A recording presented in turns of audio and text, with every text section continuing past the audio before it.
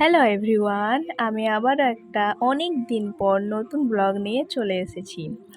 তো কী করবো আজ সেটাই তোমাদের সাথে শেয়ার করছি। আর এই যে এটা হচ্ছে আমাদের ছোট্ট বাড়ি, আর এটাই আমরা এই যে সবগুলো আমি আজ সব পরিষ্কার করব। খুবই নোংরা হয়ে আছে, তো এইগুলো সব আমি আজ একা পরিষ্কার করব। একটা ছোট্ট রুমের মধ্যে আমরা 4 জনা থাকি, আমি, মা, বাবা, ভাই। তো এখানে আমাদের সব যাবতীয় জিনিস একটা রুমের মধ্যেই আছে, তো খুবই নোংরা হয় ঘরটা, তো সেটাই পরিষ্কার করব। তো চলো তোমাদের সাথে শেয়ার করছি সেটা। আমি অনেক কিছু গুছিয়ে নিয়েছি, অনেক নোংরাও পরিষ্কার করে দিয়েছি।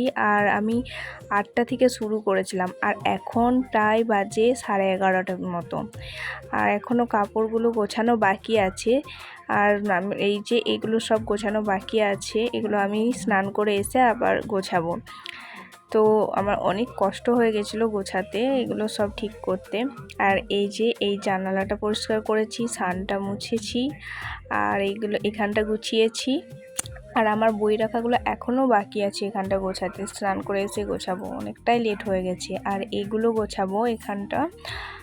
আরও এই যে সব এগুলো এখনও অনেক কিছু বাকি আছে, সব এগুলো গোছাতে হবে।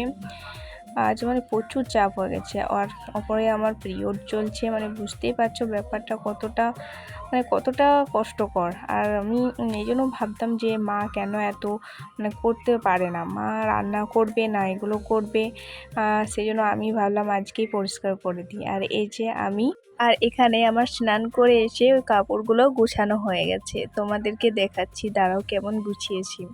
তো এই যে এগুলো আমি গুছিয়ে রেখেছি, এই কাপড়গুলো এগুলো সব আলমারিতে ভরা হবে। আর এই যে আলমারিতে ভরা হবে। আর এইগুলো ভাইয়ের কাপড়, তো ভাই এগুলো এসে রাখবে, ও এখন টিউশন গেছে।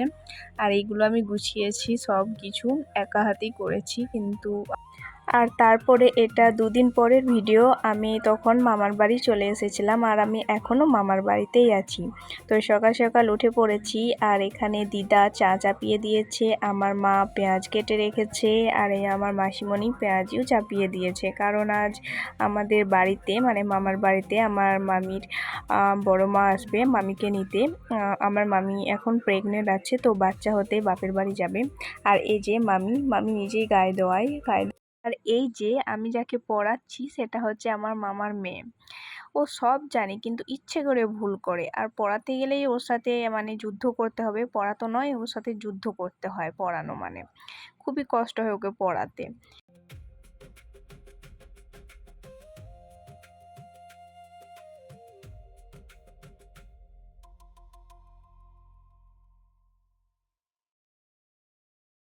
আর এই যে আমি তোমাদেরকে বলেছিলাম যে কাল মামি বাপের বাড়ি যাবে, তো আমি আর মামা গিয়েছিলাম মামিকে দিতে। তো এটা ফিরে আসার সময়।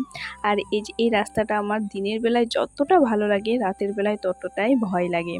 মানে যে দিনের বেলায় যতটা সুন্দর লাগে, রাতের বেলায় ততটাই ভয়ঙ্কর কিন্তু লাগে।